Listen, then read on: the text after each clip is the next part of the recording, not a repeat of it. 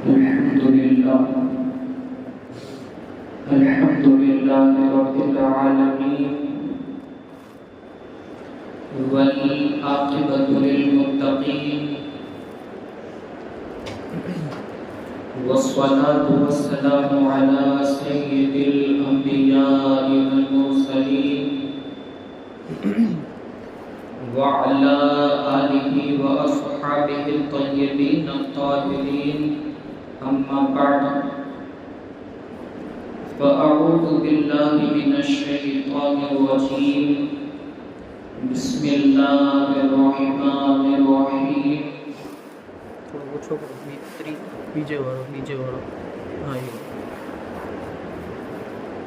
يا أيها الذين آمنوا اتقوا الله حق تقاته ولا تموتن إلا وأنتم مسلمون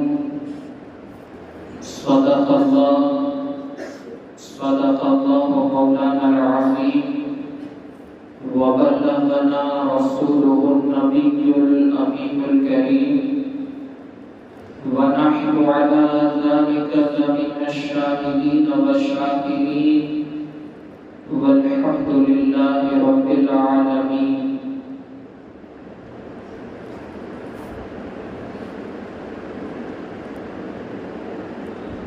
حاضرین مسجد و سامعین محترم، السلام علیکم ورحمۃ اللہ وبرکاتہ.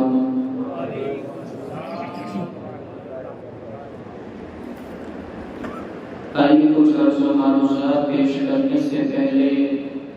ہم اور آپ مل کر انتہائی حقیقت و محبت میں ڈوب کر اپنے اور ساری کائنات کے مرکز حقیقت حضور احمد مجتبی محمد مصطفیٰ ارواحنا فدا صلی اللہ علیہ وسلم کی بارگاہ بےکسکنہ میں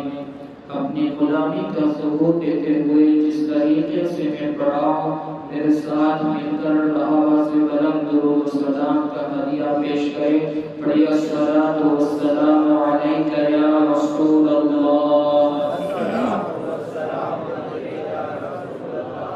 الصلاۃ والسلام علیک یا حبیب اللہ، الصلاۃ والسلام علیک یا نبی اللہ وعلی آلک واصحابک یا نور اللہ صلی اللہ تعالی علیہ وسلم. واہ کیا مرتبہ ہے غوث ہے بالا تیرا، واہ کیا مرتبہ ہے غوث ہے بالا تیرا، اونچے اونچوں کے سروں سے قدم آلا تیرا، سر بھلا کیا کوئی جانے کہے کیسا تیرا، سر بھلا کیا کوئی جانے کہے کیسا تیرا، اولیاء ملتے ہیں آنکھیں وہ ہے تلوا تیرا، تجھ سے در سے سب اور سب سے ہے مجھ کو نسبت، تجھ سے در سے سب اور سب سے ہے مجھ کو نسبت، میری گردن میں بھی ہے دور کا دورہ تیرا، اور اس نشانی کے جو سب ہے کبھی مارے نہیں جاتے، اس نشانی کے جو سب ہے کبھی مارے نہیں جاتے، تا حشر رہے قائم گلے میں پٹا تیرا، اور تیری بارگاہ میں لاتا ہے رضا عشق و شفیع، تیری بارگاہ میں لاتا ہے رضا عشق و شفیع، جو میرا غوث ہے اور لاڈلا بیٹا تیرا، جو میرا غوث ہے اور لاڈلا بیٹا تیرا.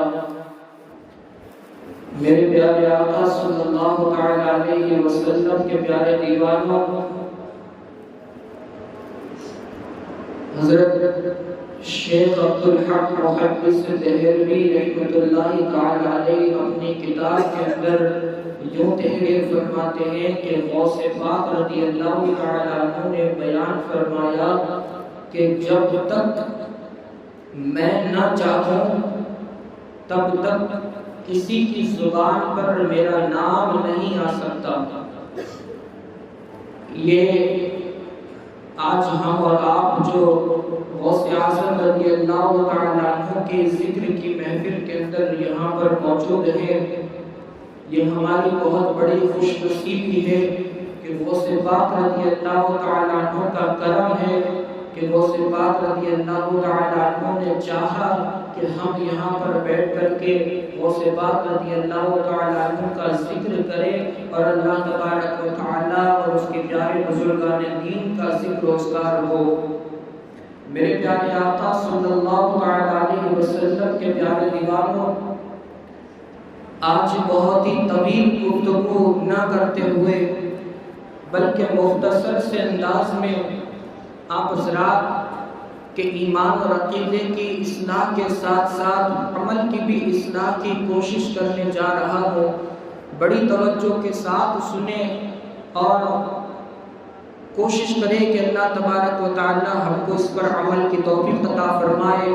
اگر آپ توجہ کے ساتھ سنیں گے تو ہو سکتا ہے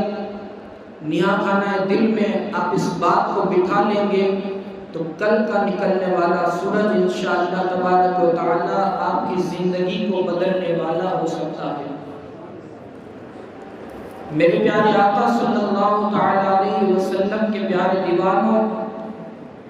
پہلے سیرت غوث پاک رضی اللہ تعالیٰ عنہ کے کچھ اوراق پڑھ کر کے آپ حضرات کے سامنے میں پیش کروں۔ غوث پاک رضی اللہ تعالیٰ عنہ کی ولادت باسعادت حضرت سیدنا ابو صالح موسیٰ جنگی دوست رحمت اللہ تعالیٰ علیہ کے گھر پر جیلان میں ہوئی، اور میرے پیارے آقا صلی اللہ تعالیٰ علیہ وسلم کے پیارے دیوانوں، غوث پاک رضی اللہ تعالیٰ عنہ کی ولادت باسعادت سے پہلے جس رات آپ پیدا ہونے والے تھے، اس رات آپ کے والد ماجد حضرت سیدنا ابو صالح موسیٰ جنگی دوست رحمت اللہ تعالیٰ علیہ نے خواب دیکھا کہ یہ غوث پاک رضی اللہ تعالیٰ عنہ کی شان میں سے ہے کہ آپ فرماتے ہیں کہ میں نے جس دن آپ غوث پاک رضی اللہ تعالیٰ عنہ پیدا ہونے والے تھے، اس رات میں جب سونے لگا تو مجھے خواب کے اندر بشارت ہوئی کہ آقا کریم صلی اللہ علیہ وسلم اپنے کچھ صحابہ کرام رضوان اللہ تعالی علیہ مجمعین اور اولیاء کرام علیہم الصلاۃ والسلام کے ساتھ جلوہ گر ہیں، اور آقا کریم صلی اللہ تعالی علیہ وسلم مجھے یعنی ابو صالح موسیٰ جنگی دوست کو مخاطب کرتے ہوئے یوں ارشاد فرماتے ہیں، اے ابو صالح موسیٰ جنگی دوست، کل تیرے یہاں جس لڑکے کا جنم ہونے والا ہے، کل تیرے یہاں جس لڑکے کی ولادت ہونے والی ہے، وہ کوئی معمولی نہیں ہے، بلکہ یہ غوث پاک رضی اللہ تعالیٰ عنہ کے نام سے جسے دنیا جانتے اور پہچاننے لگے گی، وہ کسی معمولی شخصیت کا نام نہیں۔ اور غوث پاک رضی اللہ تعالیٰ عنہ کی شان بیان فرماتے ہوئے آقا کریم صلی اللہ تعالیٰ علیہ وسلم یوں ارشاد فرماتے ہیں، اے ابو صالح موسیٰ جنگی دوست، تیرے یہاں جس لڑکے کی کل ولادت ہونے والی ہے وہ کوئی معمولی نہیں، بلکہ یہ مسجد کے منبر پر بیٹھ کر کے جب بزرگی کا عالم ہو جائے گا اس وقت یہ یوں ارشاد فرمائے گا کہ قدمی ہادی علی رقبتی کلی ولی اللہ، میرا یہ قدم ہر ولی کی گردن پر ہے۔ تو میرے پیارے آقا صلی اللہ تعالیٰ علیہ وسلم کے پیارے دیوانوں، پتہ چلا کہ غوث پاک کی شان اگر کوئی بیان کر رہا ہے تو وہ سید الانبیاء آقا کریم صلی اللہ تعالیٰ علیہ وسلم غوث پاک کی شان یوں بیان فرما رہے ہیں۔ اور اتنا ہی نہیں بلکہ جنید بغدادی رضی اللہ تعالیٰ عنہ جیسی عظیم شخصیت بھی آپ کی بشارت، آپ کی ولادت کی بشارت دے رہی ہے، اسی طریقے سے بہت سارے اولیاء کرام بھی آپ کی ولادت کی بشارت دیتے ہوئے نظر آ رہے ہیں۔ میرے پیارے آقا صلی اللہ علیہ وسلم کے پیارے دیوانوں، صرف یہاں پر ہی بات مکمل نہیں ہوتی، بلکہ جس رات آپ غوث پاک رضی اللہ تعالیٰ عنہ کی ولادت باسعادت ہونے والی تھی، اس رات تاریخ کے اندر ملتا ہے، سیرت غوث الثقلین کے اندر یہ بات موجود ہے کہ جس رات کو غوث پاک رضی اللہ تعالیٰ عنہ کی ولادت باسعادت ہونے والی تھی، اس دن پورے صوبہ جیلان کے اندر کسی بھی لڑکی کا جنم نہیں ہوا، اور پورے صوبہ جیلان کے اندر تمام پیدا ہونے والوں کی تعداد 1100 تھی، اور 1100 کے 1100 تمام کے تمام لڑکے تھے۔ اور آگے چل کر یہ غوث پاک رضی اللہ تعالیٰ عنہ کی پیدا ہونے سے پہلے کی کرامت ہے کہ غوث پاک رضی اللہ تعالیٰ عنہ جس وقت پیدا ہوئے، اس وقت سارے جیلان کے اندر 1100 لڑکے پیدا ہوئے، اور وہ 1100 کے 1100 ولی کامل بن کر کے آسمان کی ستارے بن کر چمکتے ہوئے نظر آتے ہیں۔ 1100 کی تعداد میں غوث پاک رضی اللہ تعالیٰ عنہ کے ولادت کے صدقے میں ان تمام کو ولایت کا اونچا مقام عطا فرمایا گیا۔ اور یہیں پر بات ختم نہیں ہوتی، اب غوث پاک رضی اللہ تعالیٰ عنہ کے تقوی کا عالم دیکھیں۔ غوث پاک رضی اللہ تعالیٰ عنہ کے اللہ تبارک و تعالیٰ کے احکام پر عمل کرنے کا جذبہ دیکھیں۔ غوث پاک رضی اللہ تعالیٰ عنہ بیان فرماتے ہیں کہ ایک وقت ایسا آیا کہ جس وقت غوث پاک رضی اللہ تعالیٰ عنہ ابھی بچپن کے عالم میں ہے، اور آپ کی عمر مبارک دودھ پینے کی ہے۔ جس وقت بچے کی عمر دودھ پینے والی ہوتی ہے، اس وقت آپ دودھ پینے کی عمر کے اندر ہے، اور وہ رمضان کا مہینہ ہوتا ہے، ماہ رمضان المبارک کا مہینہ ہوتا ہے۔ اور آپ کی والدہ ماجدہ بیان فرماتی ہے کہ اس وقت رمضان کا چاند افق پر نظر نہیں آیا تھا، جس وقت آپ کی عمر دودھ پینے کی تھی اور ماہ رمضان المبارک کا چاند ابھی افق پر نظر نہیں آیا تھا۔ قرب و جواہر کے کچھ چند آدمی سیدہ کی خدمت میں حاضر ہوتے ہیں، عرض کرتے ہیں کہ اے سیدہ، کیا تم نے آسمان پر چاند کو دیکھا ہے؟ بدلی کی وجہ سے چاند افق پر نظر نہیں آ رہا ہے۔ سیدہ نے کہا کہ میں نے چاند کو تو نہیں دیکھا، لیکن اتنا ضرور بتا سکتی ہوں کہ جس وقت ماہ رمضان المبارک کا دن ہوتا ہے، ماہ رمضان المبارک کی پہلی تاریخ ہوتی ہے، میرے یہاں جس لڑکے کا جنم ہوا ہے، میرے یہاں جس لڑکے کی ولادت ہوئی ہے، میرے یہاں جو عبد القادر پیدا ہوا ہے، وہ عبد القادر رمضان کے اندر دودھ کو ہاتھ نہیں لگاتا، نہ دودھ کو منہ لگاتا ہے، وہ دودھ نہیں پیتا ہے، اور اسی مناسبت سے آج اس نے ماہ رمضان کے اندر آج دودھ نہیں پیا ہے، تو ہو سکتا ہے کہ یہ عبد القادر کے دودھ نہ پینے کی وجہ سے ماہ رمضان کی پہلی تاریخ ہو سکتی ہے۔ وہ لوگ جاتے ہیں گاؤں کے اندر، جانے کے بعد لوگوں سے مشورہ کرتے ہیں کہ جو سید زادہ پیدا ہوا ہے، وہ سید زادہ دودھ کو منہ نہیں لگاتا اور ماہ رمضان کے اندر وہ دودھ نہیں پیتا ہے، ہو سکتا ہے کہ چاند کی آج پہلی تاریخ ہو۔ اور جیسے ہی تھوڑا سا لمحہ گزرتا ہے کہ چاند کی شرعی گواہی موجود ہو جاتی ہے، چاند کی شرعی گواہی آ جاتی ہے، اور وہ شرعی گواہی یہی ہوتی ہے کہ آج چاند کا پہلا دن ہے اور آج پہلی تاریخ ہے رمضان المبارک کی۔ جیسے ہی بات یہ گاؤں کے اندر پھیل جاتی ہے،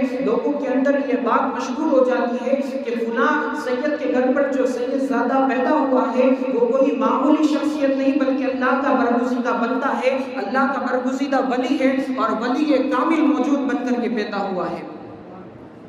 تو یہ غوث اعظم رضی اللہ تعالیٰ عنہ کی شان ہے، کتنا بلند و بالا مقام ہے کہ آپ دیکھیں اللہ کے احکام پر کس طریقے سے آپ عمل پیرا ہونے کی کوشش کر رہے ہیں کہ ابھی دودھ پینے کی عمر ہے۔ جس وقت بچے کی دودھ پینے کی عمر ہوتی ہے، اسے نہ تو عقل ہوتا ہے، نہ شعور ہوتا ہے، نہ اسے اللہ کے کسی احکام کا کوئی علم ہوتا ہے۔ آپ اس وقت بھی اللہ کے احکام کی تہذیب کر رہے ہیں اور اتنا ادب کر رہے ہیں کہ آپ ماہ رمضان المبارک کے اندر دودھ کو منہ نہیں لگاتے اور دودھ سے پرہیز کرتے ہیں. گویا آپ رمضان المبارک کے اندر ابھی دودھ پینے کی عمر ہے اور آپ روزے سے ہیں. یہ غوث پاک رضی اللہ تعالی عنہ کی شان ہے. اب تھوڑا سا آگے چلے. غوث پاک رضی اللہ تعالی عنہ جیسے ہی مدرسے جانے کی عمر آپ کی ہوتی ہے، غوث پاک رضی اللہ تعالی عنہ سے پوچھا گیا کہ یا غوث الثقلین، آپ ہمیں بتائیے کہ آپ کو کیسے پتا چلا کہ آپ اللہ کے ولی ہیں؟ آپ کو یہ بات کہاں سے معلوم ہوئی کہ آپ اللہ کے ولی ہیں؟ غوث پاک رضی اللہ تعالی عنہ بیان فرماتے ہیں کہ میں جب مدرسے جانے لگتا تھا تو میرے ساتھ اللہ کے بھیجے ہوئے 2 فرشتے میرے ساتھ چلا کرتے تھے، اور جیسے ہی میں مدرسے میں پہنچ جاتا تھا وہ اللہ کے فرشتے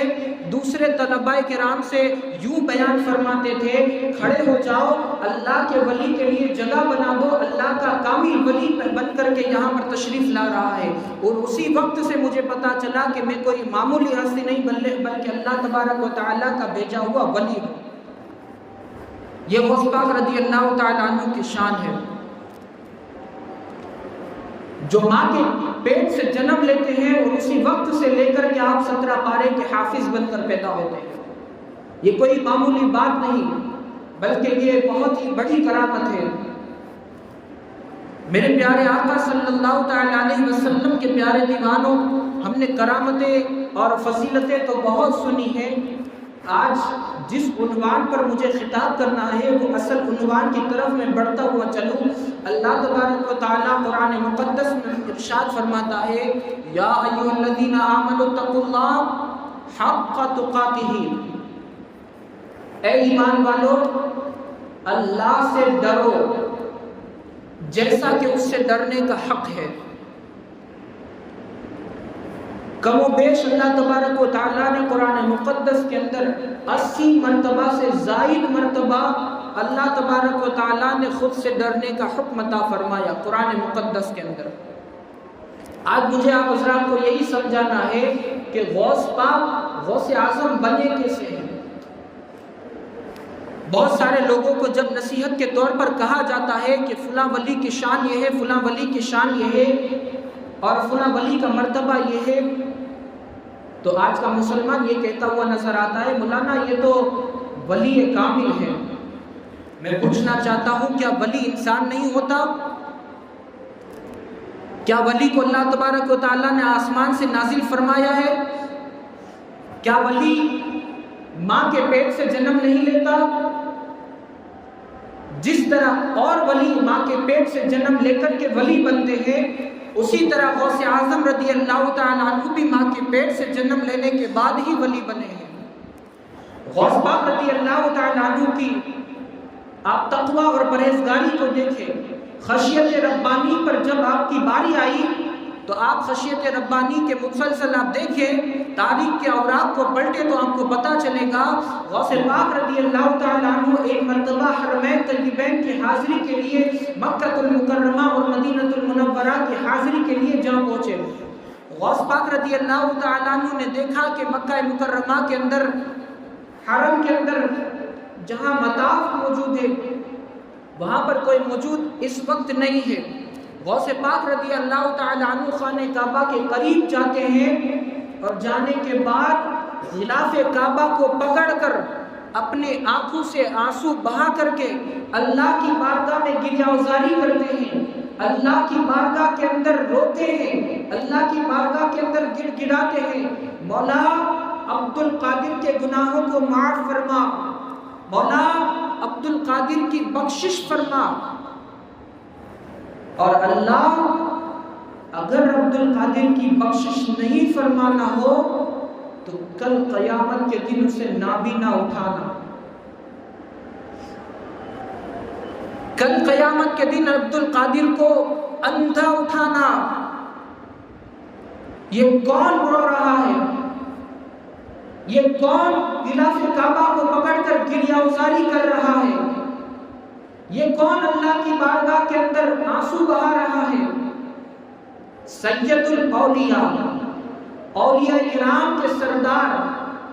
ولایت جس کے در سے تقسیم کی جاتی ہے، وہ غوث اعظم کہ اگر ہم کو کہیں پر ٹھوکر لگ جائے اور یا غوث کہہ دے تو ہمیں سہارا ملتا ہوا دکھائی دیتا ہے۔ کون غوث اعظم کہ اگر دل کو چوٹ لگ جائے اور یا غوث پکار لیا جائے تو دلوں کو سکون مل جاتا ہے۔ کون غوث اعظم؟ وہ غوث اعظم کے جو فرماتے ہیں میرا مرید مغرب میں ہو اور اگر میں مشرق میں رہوں اور اگر میرے مرید کا ستر مغرب میں کھل جائے تو میں مشرق سے میرے مرید کا ستر پوشی کرتا ہوں اور میرے مرید کے ستر کو ڈھانپتا ہوں۔ کون غوث اعظم؟ وہ غوث اعظم کہ جنہوں نے 40 سال تک عشاء کے وضو سے فجر کی نماز ادا کی، 40 سال تک عشاء کے وضو سے فجر کی نماز ادا کی ہے۔ آپ ذرا سوچیں، ایک سیکنڈ کے لیے بھی 40 سال تک غوث پاک نے نیند نہیں کی، کیونکہ نیند کرنے سے وضو ٹوٹ جاتا ہے۔ 15 سال تک فجر کے وضو سے عشاء کی نمازیں ادا کی اور کم و بیش 25 سال تک عراق کے جنگل و بیابان کے اندر اپنی زندگی کو گزارتے ہوئے دکھائی دیتے ہیں۔ اور عراق کے جنگلوں کے اندر جب بھوک لگتی ہے تو غوث پاک پیڑ کے پتوں کو توڑ کر کے کھاتے ہوئے نظر آتے ہیں۔ 15 سال تک غوث پاک رضی اللہ تعالیٰ عنہ زمین کے گھاس کو اکھاڑ کر کے کھاتے ہوئے نظر آتے ہیں۔ وہ غوث پاک کے جنہوں نے 40 سال تک پوری رات ایک پیر پر کھڑے ہونے کے بعد قرآن مجید کی تلاوت کرتے ہوئے نظر آتے ہیں۔ وہ غوث پاک غلاف کعبہ کو پکڑ کر رو رہے ہیں، گریہ ازاری کر رہے ہیں، مولا عبد القادر کے گناہوں کو معاف فرما، اور اگر معاف نہیں فرماتا تو کل قیامت کے دن اسے نابینا اٹھانا، اندھا اٹھانا، تاکہ میں نیک لوگوں کو دیکھ کر کے شرمندہ نہ ہو جاؤں۔ آپ ذرا اندازہ لگائے، ہم سے 40 دن تک نمازیں پابندی کے ساتھ نہیں پڑھی جاتی، دن میں 5 وقت کی نمازیں ہم پابندی سے نہیں پڑھ سکتے، 40 سال تک عشاء کے وضو سے فجر کی نمازیں ادا کی ہیں، دن میں 40 رکعتیں بھی نہیں ہیں، فجر میں 2، ظہر میں 4،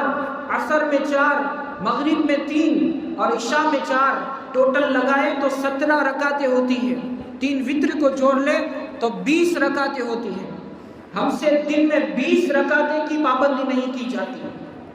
اور ہم خیال کرتے ہیں کہ ہمارے کاروبار میں برکتیں ہو جائے، ہمارے رزق میں برکتیں ہو جائے، ہماری مشکلیں آسان ہو جائے۔ ہم نے صرف غوث پاک کے نام پر نیاز دلانا اور نیاز کھانا ہی سمجھا ہے۔ اصل غوث اعظم کی زندگی سے جو ہمیں سبق لینا چاہیے وہ ہم نے سبق نہیں لیا۔ یاد رکھیں، کوئی بھی ہر ولی اللہ کا ہر ولی ماں کے پیٹ سے پیدا ہو کر کے ولی نہیں ہوتا، وہ گنے چنے اولیاء کرام ہیں جو ماں کے پیٹ سے ولی بن کر کے پیدا ہوتے ہیں۔ اس کے لیے عبادتیں کرنی پڑتی ہیں،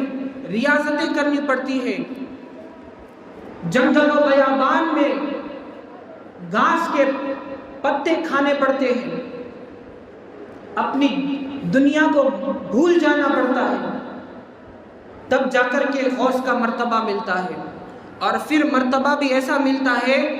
کہ پھر اللہ قسمیں دے دے کے کھلاتا ہے، میرے عبد القادر کھا لے، میرے عبد القادر کھا لے، میرے عبد القادر پی لے، قسمیں دے دے کے جسے کھلاتا ہے پلاتا ہے، پیارا اللہ تیرا چاہنے والا تیرا۔ یہ غوث پاک کی شان کا عالم ہے۔ ایسے ہی غوث کا مرتبہ نہیں ملتا،